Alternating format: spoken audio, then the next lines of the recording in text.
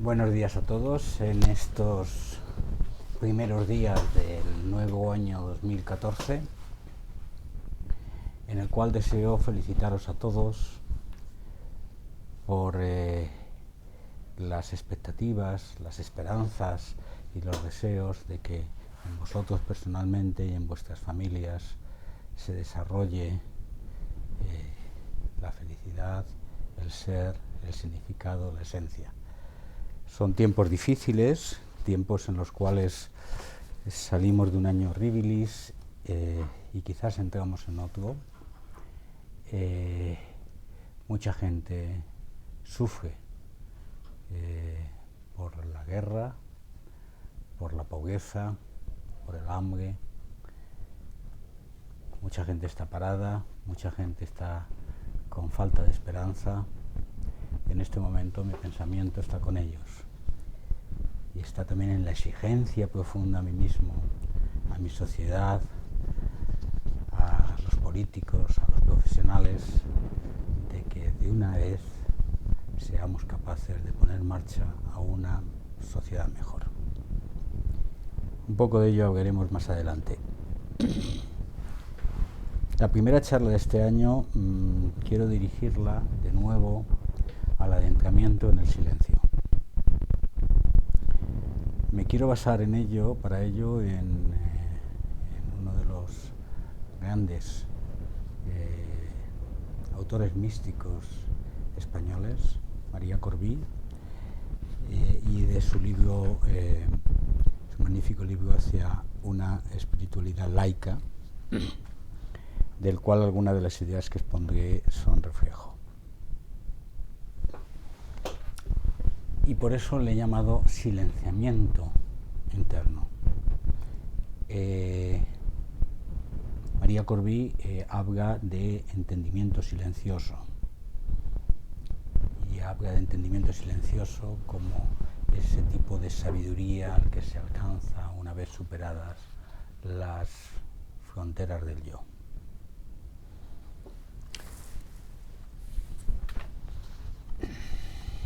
Él cita que el ser humano, por su desarrollo filogenético, es un animal depredador, intrínsecamente.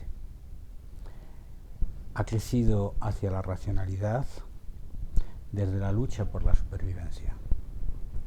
Y la lucha por la supervivencia da lugar a una egocentración, a la generación de un centro de interés, de necesidades y de interpretación del mundo que se hace sobre la base de la lucha, a veces a muerte, de la lucha de vencimiento del otro, para conseguir la solución de las necesidades y de las metas de ese centro individual que el ser humano ha creado. Vivimos un mundo de depredadores humanos. Hemos tenido éxito frente a otras especies, hemos poblado la tierra, hemos desarrollado civilizaciones sobre la base del interés individual, de grupo y las dinámicas de poder. Este mundo no solamente expresa una depredación de los bienes materiales, del derecho al alimento, del derecho al cobijo, del derecho a la sexualidad, de la imposición de unos sobre otros, de la opresión del hombre por el hombre, en los aspectos más básicos materiales, sino también es una depredación cultural. Con el fin de satisfacer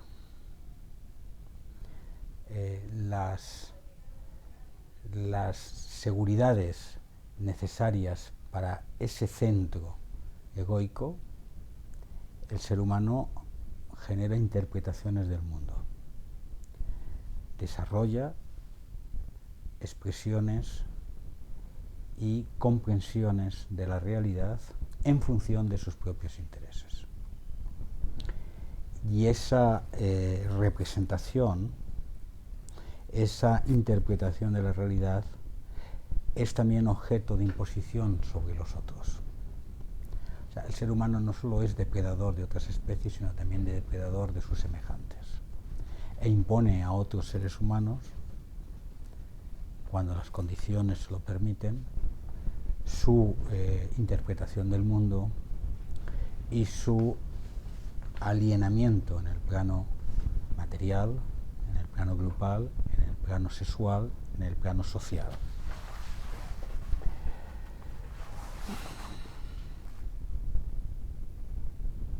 Movidos por nuestras necesidades, por nuestros deseos, deseos de bienestar, deseos de placer, deseos de satisfacción, deseos de reproducción y deseos de dominación, creamos estructuras de comprensión en torno a un centro. En nuestra organización individual, de grupo y social, son como esferas, es como una esfera en el cual situamos un centro al cual llamamos yo.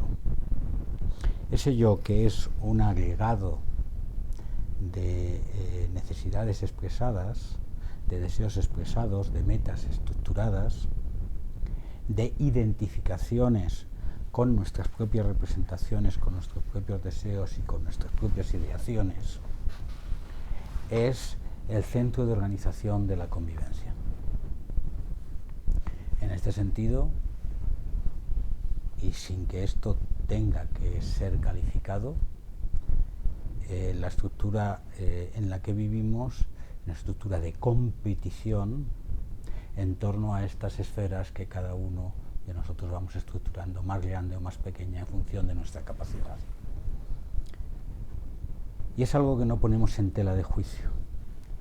Es algo que, dijéramos, es el último frente, la última puerta, la última muralla de discusión.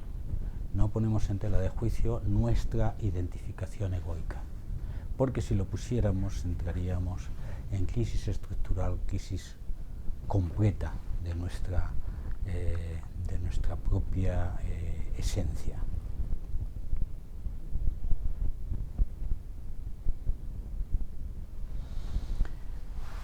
Somos constructores de interpretaciones.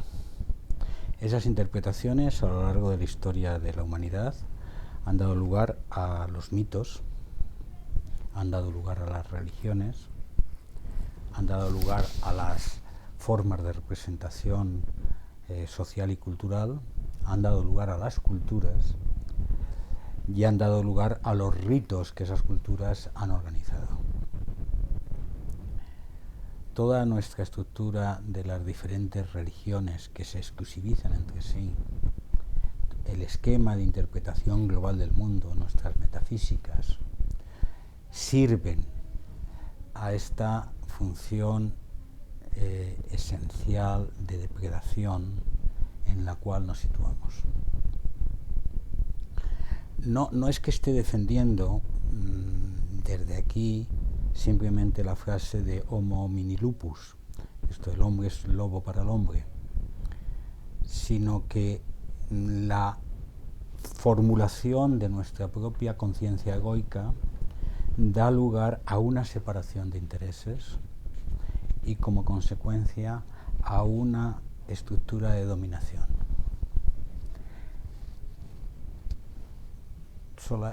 Es posible, es solo esta la única opción que la vida humana tiene. Es esta el fin esencial de la propia evolución del hombre. Esta es una gran pregunta, porque de esta respuesta depende nuestra supervivencia. Si pensáis que no hay otra forma de evolucionar que es a través del estancamiento en la egocentración, nuestra estructura de sociedad será siempre una estructura de lucha y de competencia entre intereses contrapuestos. Esto es teorizado de forma muy diversa. La propia teoría del mercado, que es la forma usual de organización de la vida económica de las sociedades en nuestras latitudes, estructura y eleva a categoría este esquema de competencia entre necesidades por los recursos. El mercado no es solamente mercado por los recursos materiales, sino los recursos culturales, los recursos vitales. Y una maximización del mercado neoliberal le llevaría al planteamiento de que cuanto más pura sea esa competencia, mejor, porque el mercado en sí mismo funcionará y se desarrollará armónicamente, decían los miltonianos, los de Milton Friedman, que esto no necesita regulación, no necesita leyes. Luego, efectivamente, hay otras formulaciones en el sentido de atemperar colectivamente la lucha de mis intereses con la lucha de tus intereses. Y entre ese mecanismo hay dinámicas no solamente de violencia, sino también dinámicas de negociación, de pacto, que es lo que generan lobbies, lo que generan estructuras comunes, lo que genera la regulación de la administración de las cosas comunes. Ya sea en un sentido o en otro, no salimos de ese marco de estructura depredadora que es la organización de las sociedades humanas. No hay la posibilidad de un cambio radical en este aspecto. Los cambios históricos que se han hecho para salir hacia otras estructuras en la cual se imponga de una forma democrática el interés de la mayoría han dado lugar a grandes fracasos históricos, como se sabe, y la única estructura de organización social menos imperfecta es la llamada democracia, que no solamente hay que entenderla como un término en el plano político, sino un término en el plano personal. Es la aceptación de los intereses del otro, el diálogo con los intereses del otro y la dinámica de unirnos en actitudes solidarias. Aquí surge un elemento justo en la conciencia egoica. Nuestra conciencia egoica es paradójica, porque en el seno de nosotros existen pulsiones hacia la generosidad, pulsiones hacia el acercamiento hacia el otro. Dentro de nuestras propias necesidades están también las necesidades de ser queridos, de ser abrazados, y también la pulsión por querer y por abrazar. Todo esto dentro de esferas que se sienten separadas. Y hay otro elemento que también dentro de esta estructura individual, grupal, social, que aparece, que es la determinación de nuestra posición como sujetos y de lo demás, incluyendo otros seres, como objetos. El salto al sujeto colectivo es un salto forzado, obligado, dentro de una autolimitación de nuestros propios intereses. Pero la mera separación de que nosotros somos el centro de esa esfera en la cual están rodando en torno a nosotros los objetos de nuestra vida, los seres queridos en primer lugar, los alimentos, las ideas que hemos ido conformando, la estructura emocional, el reconocimiento de nosotros mismos frente a las cosas, es lo que es un momento crucial en el desarrollo de la mente racional y en el desarrollo de la estructura egoica. Es el salto al objetivar la realidad y de ponerle nombre. Este hecho de ponerle nombre es el salto que históricamente se ha conocido como la adquisición del lenguaje.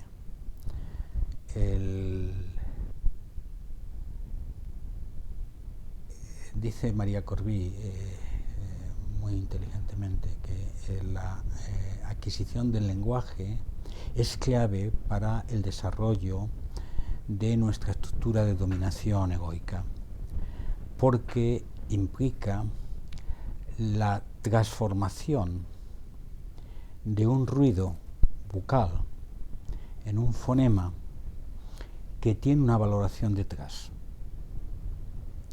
Si yo veo una imagen y inmediatamente a través de mi memoria, a través de mi comparación, de mi estructura de aprendizaje, digo árbol,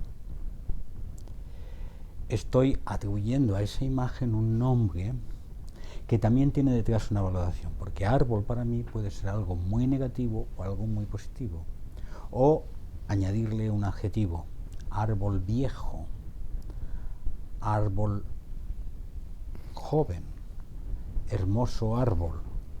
Todo esto genera en sí mismo un proceso de predeterminación desde mi posición de observador de lo demás como algo calificable y por lo tanto estructurarlo, clasificarlo en función de mis pulsiones, mi representación del mundo, mis necesidades, mis intereses, mis deseos. Si veo una persona y digo mamá, y ahí surge todo un proceso de historia, de aprendizaje en relación con esa persona, inmediatamente está lleno de una estructura emocional, de una estructura de valoración, dependiendo de mi propia experiencia. Y eso nos lleva también al tema de que en esta estructura de funcionamiento en el cual nos hemos colocado, necesitamos la estructura de un tiempo lineal, de un antes y un después, de una forma de comprensión de la realidad que nos permita proyectarnos hacia el pasado y proyectarnos hacia el futuro. Alguien me comentaba, al comentarme su nombre, que existe una palabra en Zulú que se llama Senseni, que significa exactamente eso, es la capacidad de acumular el pasado y proyectarse hacia el futuro. Esa capacidad, hay dos formas de hacerla. Aquí estamos ahora mismo valorando una, que es echar encima las cargas del pasado, proyectar las expectativas del futuro y en ese sentido planificar nuestra estructura emocional, nuestra estructura de ideación, nuestra estructura de representación. He citado muchas veces en otras charlas cómo hemos construido también nuestras religiones. En ese proceso de separación sujeto-objeto nos hemos sentido solos, nos hemos sentido aislados, nos hemos sentido en la pulsión desesperada de resolver nuestras necesidades. Y hay necesidades últimas que también hemos de resolver, y una de ellas es el diagrama o el dilema de nuestra propia desaparición, nuestra propia muerte. El mito del Salvador, del Salvador superior, del Salvador divino, es repetido en todas las tradiciones, o en muchas de las tradiciones, como un mito necesario para resolver y aquietar nuestra conciencia de ser limitado que ha de desaparecer. Vuelvo a repetir la pregunta. ¿Es que no hay otra alternativa que movernos en este esquema? En primer lugar, una primera parte de la respuesta es decir, hemos llegado, con otra pregunta, al final de nuestro proceso evolutivo y nuestro estadio claramente inestable, comprendemos, de este ser racional egoico, sujeto separado que analiza el mundo y que se nutre continuamente del dilema del ser y no ser, ¿es el final de la evolución? ¿Es el final del proceso humano? ¿Es el momento cumbre o culmen del desarrollo universal? Si somos nosotros, en la medida de lo que conocemos, el desarrollo más avanzado de los seres en el universo que conocemos, ciertamente no. Ciertamente no a las dos preguntas. A la primera, no a que no exista, sí a que existe otra forma diferente de conocer, de comprender y de sentir. Y no a que somos el culmen y el final del proceso evolutivo. Estamos en los aledaños, en el comienzo de un proceso de cambio en nuestra conciencia que nos permita superar esta paradoja de encerramiento egoico o de egocentración en el cual nos hemos situado.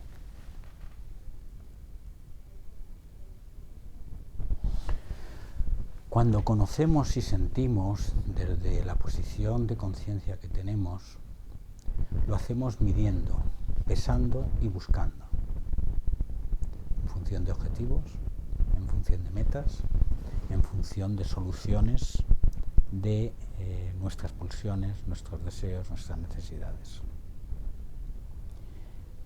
¿Sería posible, y aquí comienzo a plantear una alternativa a nuestra forma de vida,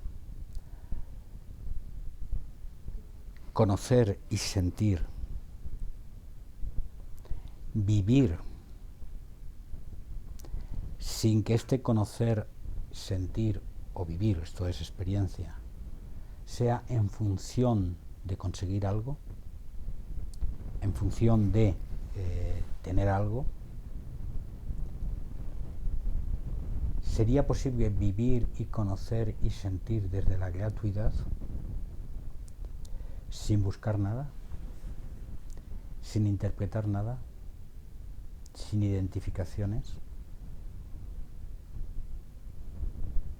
Esto puede sonar a muchos un ejercicio inútil, pero si contemplamos la realidad que hemos creado, una realidad que está amenazada de su supervivencia, una realidad que es fruto del que es la causa del sufrimiento, la causa de las penurias, de las desigualdades, de la injusticia social, de la opresión del hombre por el hombre, de las guerras, de la violencia.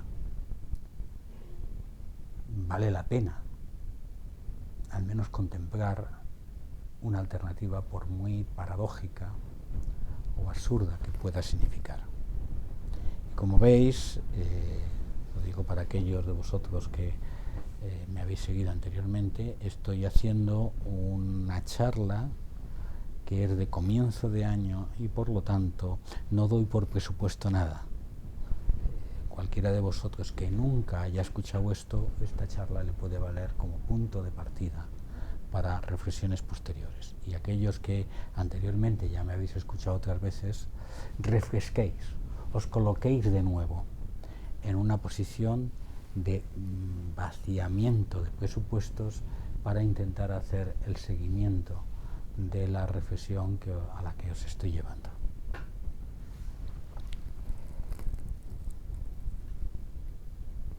Los hechos suceden porque sí. Los hechos aparecen en nuestra experiencia, se desarrolla la realidad frente a nosotros y podríamos hacer el ejercicio de aceptar momento a momento el hecho tal cual. Esto implica una liberación de lanzar el nombre de inmediato, de lanzar la valoración de inmediato. Y implica, como luego veremos, un proceso de adiestramiento para que nuestra mente racional de entrada no nos identifique como sujeto y ahora enfrente como objeto, sino simplemente aceptar el hecho, aceptar la experiencia, aceptar la realidad. Si esto lo hiciéramos, significa varios elementos muy importantes. En primer lugar, es vivir la realidad momento a momento, preveniéndonos a nosotros de prejuiciar la realidad y incorporándonos más frescamente a la misma. Es lo que esa frase tópica que se usa mucho es fluir con el presente. Pero en el fondo, ese fluir con el presente es un ejercicio continuo de aceptación. Un ejercicio continuo de decir sí a cada momento. Y esto, que se expresa de una forma simple, es profundamente difícil y complejo en ocasiones.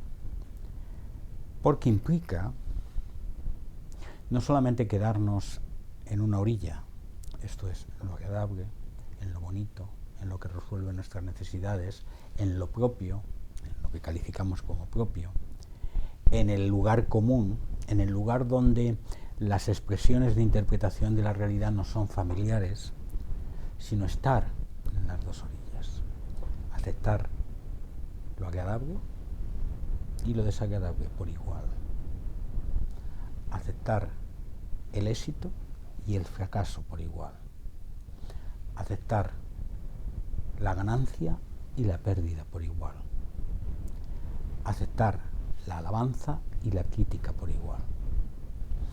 Si esto lo ponemos en términos concretos, vemos cómo es realmente nuestra posición.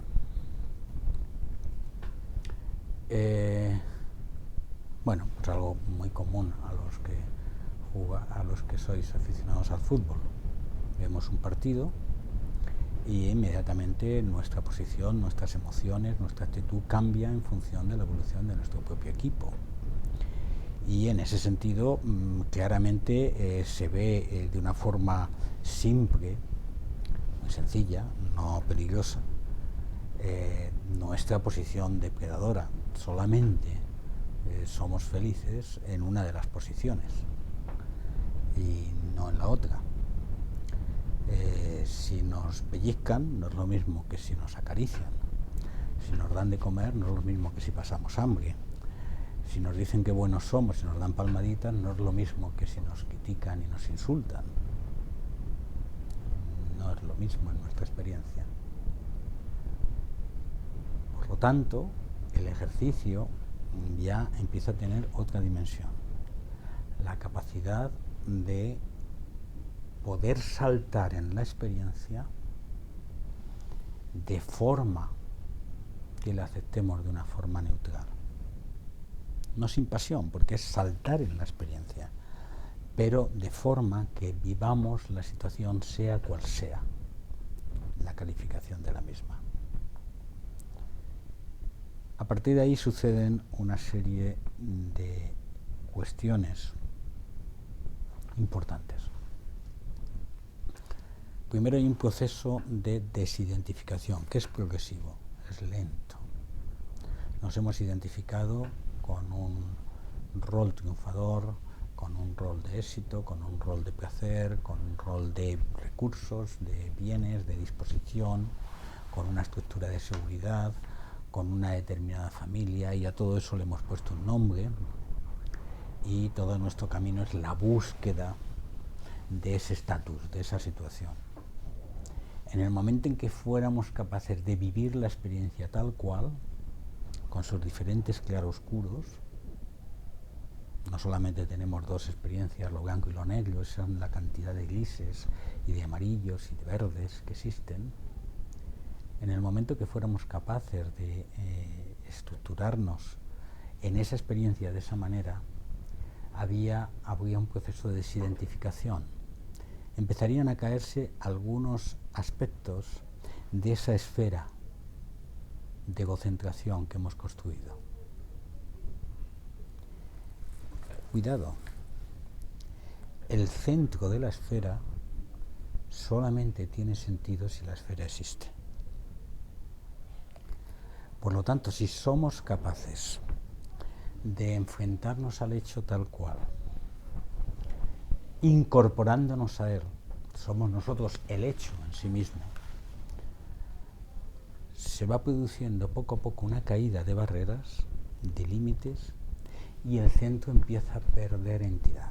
Ese centro que es el yo, la construcción de una identidad, de un nombre que damos a esta existencia, a esta vida, empieza a perder sentido.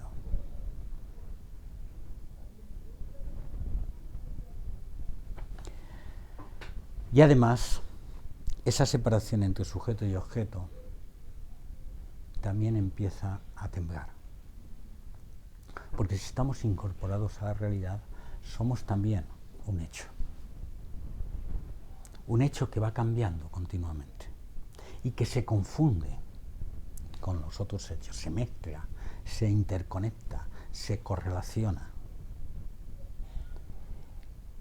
Y esa posición de que somos un objeto seguro, un sujeto seguro, que queda fijo en el centro, observando cómo las cosas ocurren, tiembla como forma interpretativa de la realidad. Empieza a dejar de tener sentido. El problema es que, como alternativa, no tenemos otra interpretación diferente. Y eso nos provoca una crisis. O sea, si no somos ese centro en torno al cual gira la realidad, los hechos, las competencias, los deseos, las seguridades, las necesidades, la búsqueda, y ese centro se desparrama y no hay límites claros, entonces, ¿qué es lo que hay? Un flujo caótico de hechos interconectados donde nosotros también hemos perdido nuestra identidad.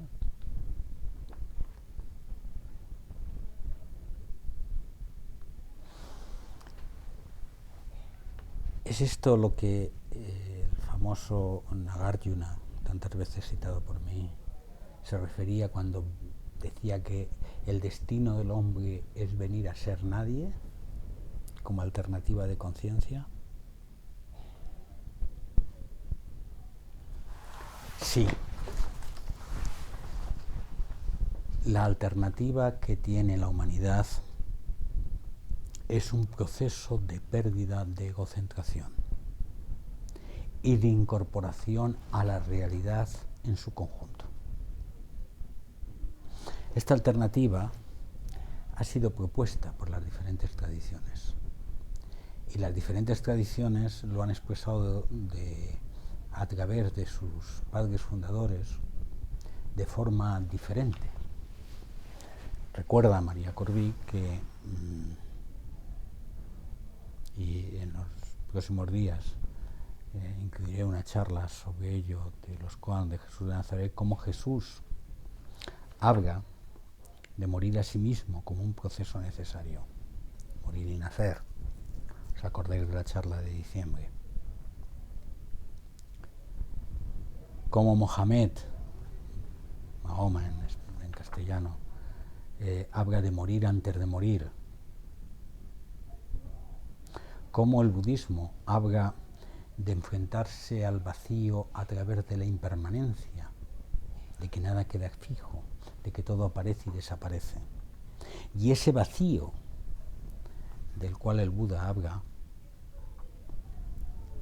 es vacío de elementos estancos, vacío de seguridades, vacío de cosas que quedan fijas, vacío de identificaciones, vacío de construcciones. La experiencia del vacío del cual habla el budismo, se entiende muy mal esto, habitualmente, es la eliminación de la compacidad de la egocentración, de la solidez que queremos atribuir al estado de cosas. En el momento que esa solidez recae, a través de la experiencia de anitya, a través de la experiencia de impermanencia, de contingencia, de interdependencia de las cosas, en el momento que eso se cae, aparece una experiencia de eliminación de las situaciones estancas, y esa es la experiencia de vacío, que también es experiencia de plenitud, porque implica una incorporación a la realidad.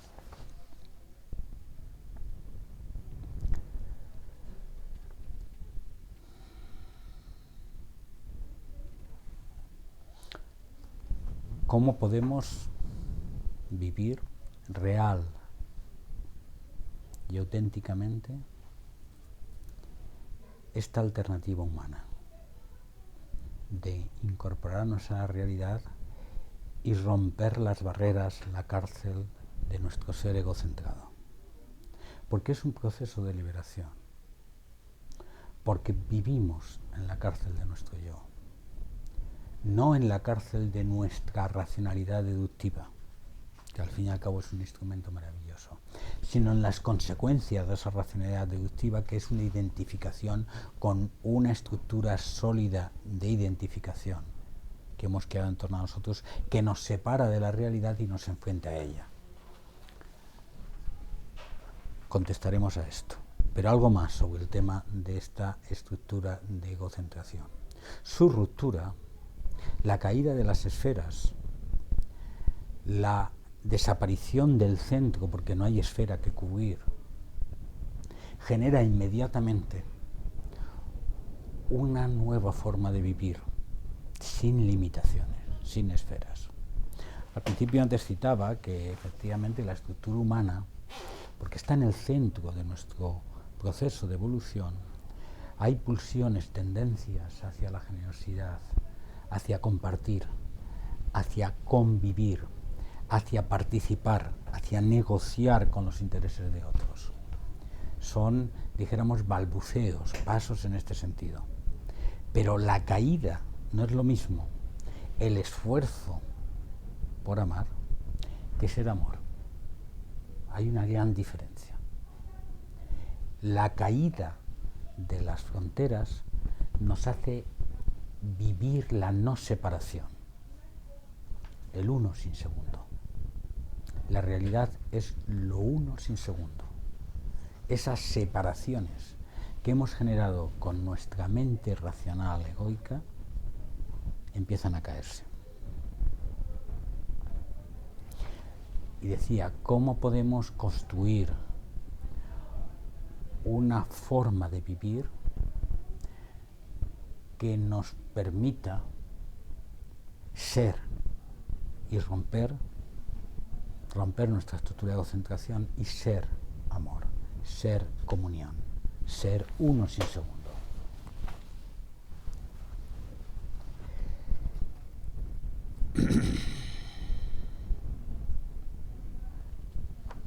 El camino es el camino del silenciamiento interior.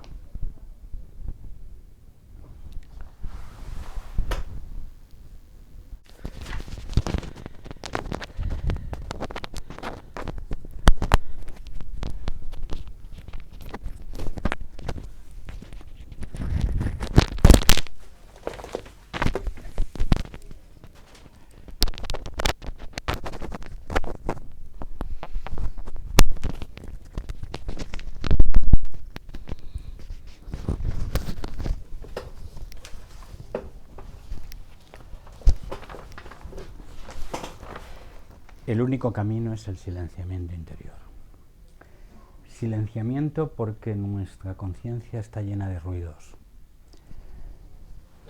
De una forma que nos cuesta controlar, inmediatamente saltamos a nuestras interpretaciones, a nuestras expresiones de prejuicio y de identificación con hechos, con sucesos, con seres, con cuestiones, con pulsiones. Y la única forma de experimentar la alternativa es en un proceso de hacer silencio. De hacer silencio que le he puesto a la charla el nombre de silenciamiento interior, porque no es estar en silencio como un estado, sino un proceso de continuo hacer silencio, de continuo acallar los ruidos, acallar las voces, voces mentales, voces corporales, voces emocionales, voces incluso en nuestra metafísica, en nuestra espiritualidad, voces en nuestra religión. El acallamiento profundo, en el más profundo silencio, es el proceso que hemos de recorrer los practicantes contemplativos.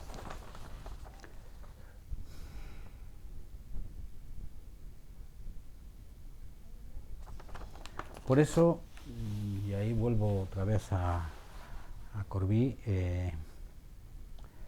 la espiritualidad que buscamos, la que buscamos específicamente en el Zen, de nube vacía, es una espiritualidad laica, pero laica no en el sentido antirreligiosa, sino religiosa, vaciada de dogmas, vaciada de mitos, vaciada de mesianismos, vaciada de estructuras interpretativas de la realidad, vaciada de la esperanza en la otra vida, en el otra orilla, y incardinada en la realidad que vivimos, tal como está. ¿Cómo hacemos ese silencio? Las diferentes tradiciones utilizan diferentes métodos. Yo he de indicar básicamente que en el proceso de nuestra escuela, en el proceso del Zen, comenzamos con un silencio corporal, seguimos con un silencio emocional mental y situamos en un silencio esencial. Tenéis en el librito sobre introducción de Caminando el Zen las instrucciones necesarias al respecto. Pero he de citar, dentro de nuestra tradición, básicamente tres elementos, tres métodos, tres formas de silenciamiento interior, como forma de introducirnos en este camino de ser transformado, de ser unificado, en el que hemos de traspasar.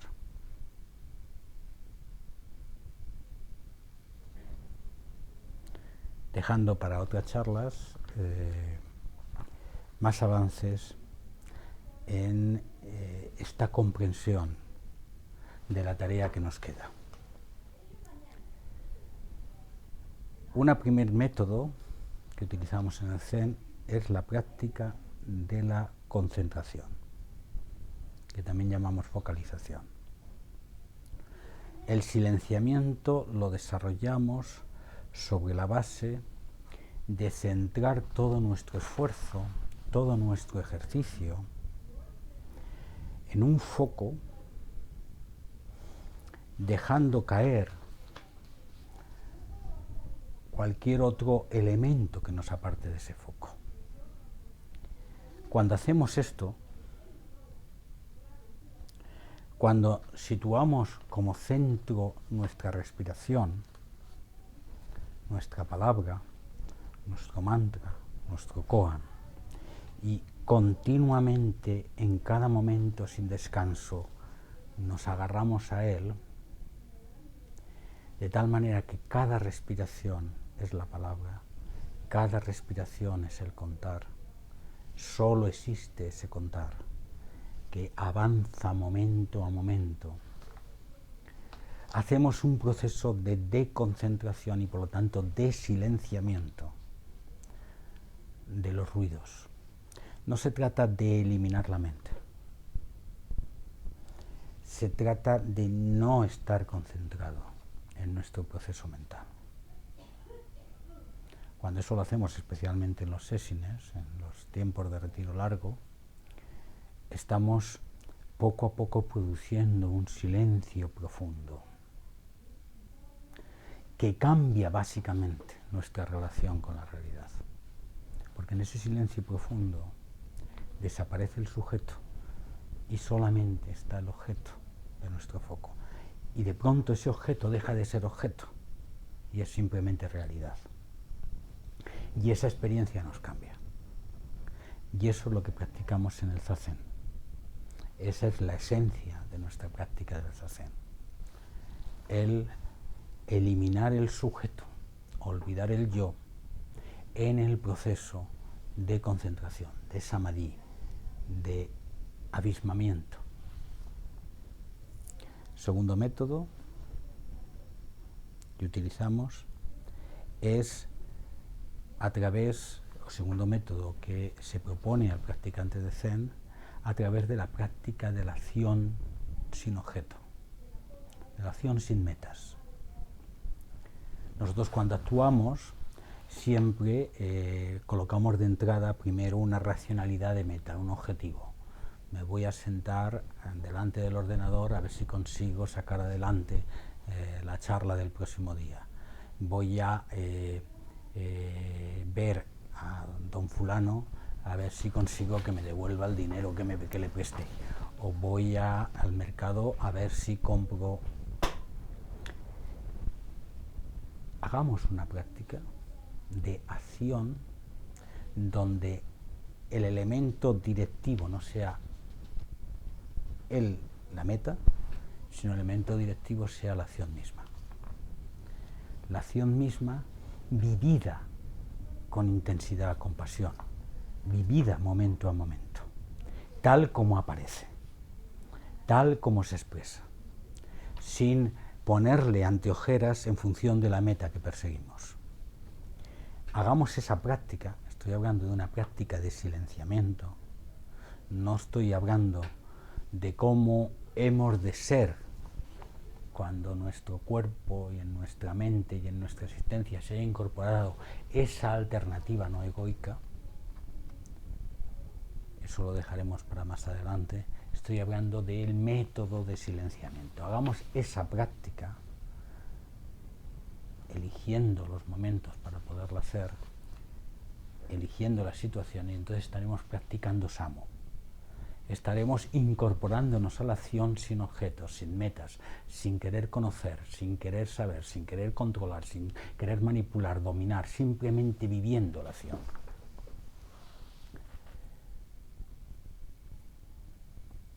Por fin, existe otra práctica, que es la práctica que en nuestro linaje hemos venido a llamar la práctica de la presencia. Ya no se trata de centrarnos en un objeto y concentrarnos ahí. La práctica de la presencia puede ser sucesiva. En el tiempo de nuestro desarrollo como practicantes de Zen, a la práctica de la concentración. Es la separación de nuestra experiencia vital momento a momento de lo que no es. La separación de los pensamientos, la separación de las emociones prejuiciadas, la separación de colocar un cristal a la realidad, la separación de todo eso y la vivencia intensa de la realidad momento a momento. Corbí en este sentido maneja esto como la práctica devocional, porque parte de un planteamiento de devoción religiosa a la cual luego se le vacía. Yo lo haría al revés.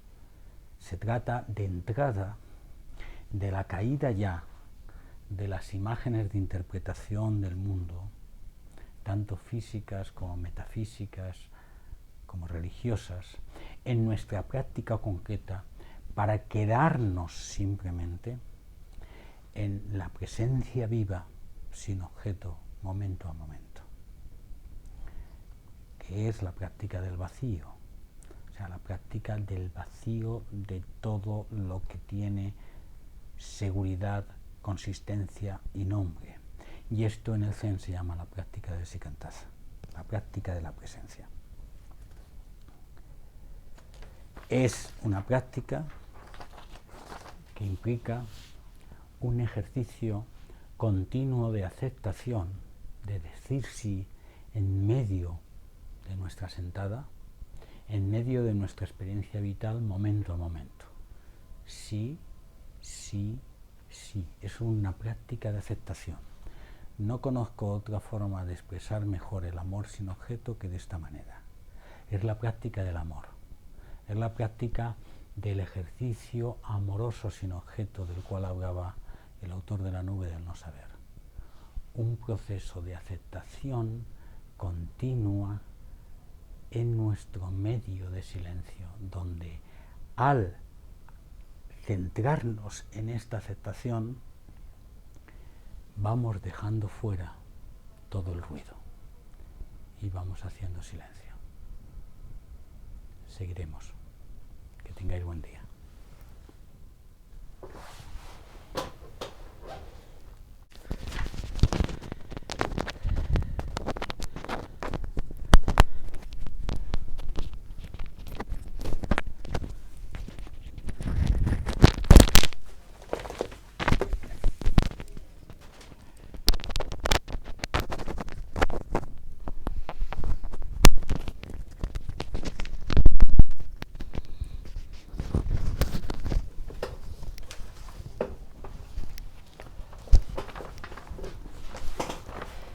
El único camino es el silenciamiento interior. Silenciamiento porque nuestra conciencia está llena de ruidos. De una forma que nos cuesta controlar, inmediatamente saltamos a nuestras interpretaciones, a nuestras expresiones de prejuicio y de identificación con hechos, con sucesos, con seres, con cuestiones, con pulsiones. Y la única forma de experimentar la alternativa es en un proceso de hacer silencio. De hacer silencio que le he puesto a la charla el nombre de silenciamiento interior, porque no es estar en silencio como un estado, sino un proceso de continuo hacer silencio, de continuo acallar los ruidos, acallar las voces, voces mentales, voces corporales, voces emocionales, voces incluso en nuestra metafísica, en nuestra espiritualidad, voces en nuestra religión. El acallamiento profundo, en el más profundo silencio, es el proceso que hemos de recorrer los practicantes contemplativos.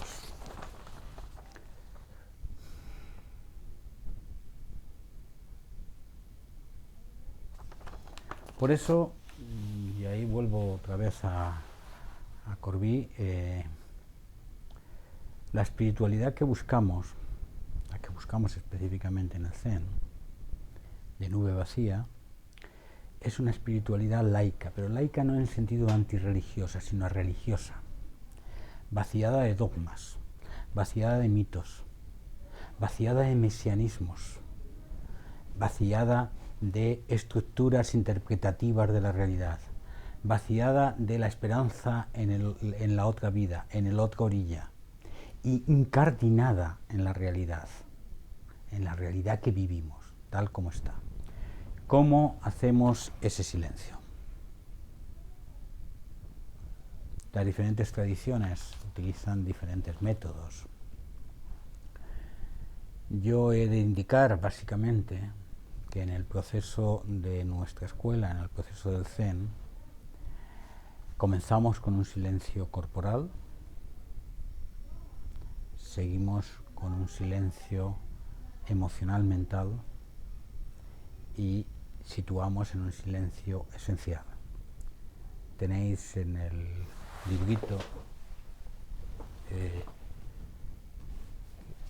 sobre introducción de Caminando el Zen las instrucciones necesarias al respecto. Pero he de citar, dentro de nuestra tradición, básicamente 3 elementos, 3 métodos, 3 formas de silenciamiento interior, como forma de introducirnos en este camino de ser transformado, de ser unificado, en el que hemos de traspasar.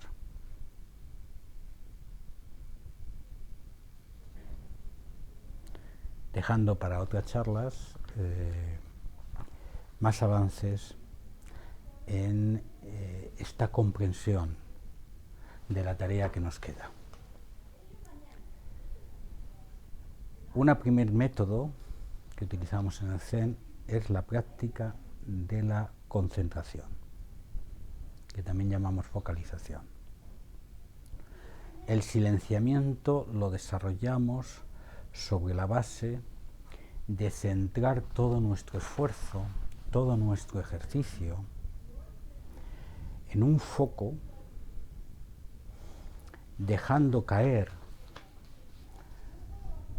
cualquier otro elemento que nos aparte de ese foco. Cuando hacemos esto, cuando situamos como centro nuestra respiración, nuestra palabra, nuestro mantra, nuestro koan, y continuamente, en cada momento sin descanso, nos agarramos a él, de tal manera que cada respiración es la palabra, cada respiración es el contar, solo existe ese contar, que avanza momento a momento. Hacemos un proceso de deconcentración y por lo tanto de silenciamiento de los ruidos. No se trata de eliminar la mente, se trata de no estar concentrado en nuestro proceso mental. Cuando eso lo hacemos especialmente en los sessines, en los tiempos de retiro largo, estamos poco a poco produciendo un silencio profundo que cambia básicamente nuestra relación con la realidad. Porque en ese silencio profundo desaparece el sujeto y solamente está el objeto de nuestro foco. Y de pronto ese objeto deja de ser objeto y es simplemente realidad. Y esa experiencia nos cambia. Y eso es lo que practicamos en el Zazen. Esa es la esencia de nuestra práctica del Zazen. El eliminar el sujeto, olvidar el yo, en el proceso de concentración, de samadhi, de abismamiento. Segundo método que utilizamos es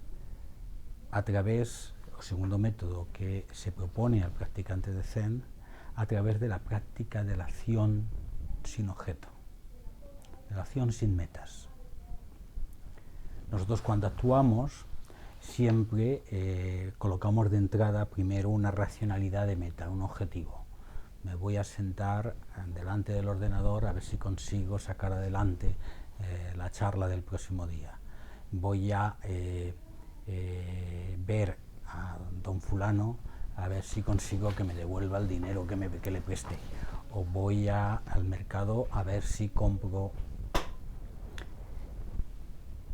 Hagamos una práctica de acción donde el elemento directivo no sea la meta, sino el elemento directivo sea la acción misma.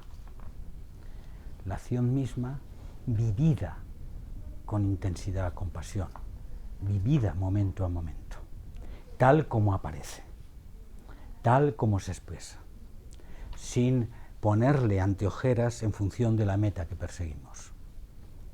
Hagamos esa práctica. Estoy hablando de una práctica de silenciamiento, no estoy hablando de cómo hemos de ser cuando nuestro cuerpo y en nuestra mente y en nuestra existencia se haya incorporado esa alternativa no egoica. eso lo dejaremos para más adelante, estoy hablando del método de silenciamiento. Hagamos esa práctica, eligiendo los momentos para poderla hacer, eligiendo la situación, y entonces estaremos practicando Samo. Estaremos incorporándonos a la acción sin objetos, sin metas, sin querer conocer, sin querer saber, sin querer controlar, sin querer manipular, dominar, simplemente viviendo la acción.